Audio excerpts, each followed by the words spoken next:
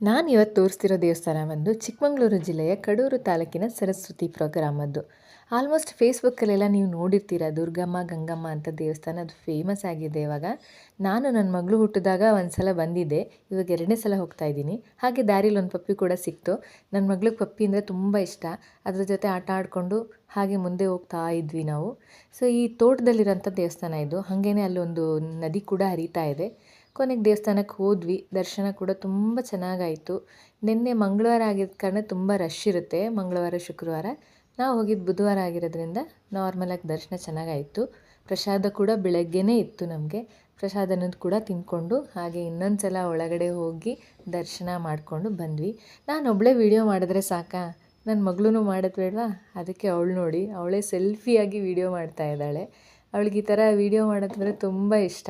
So ಅವಳು ಖುಷಿ ಇದ್ದರೆ ನಮ್ಗೆ ಖುಷಿ ಅಲ್ವಾ.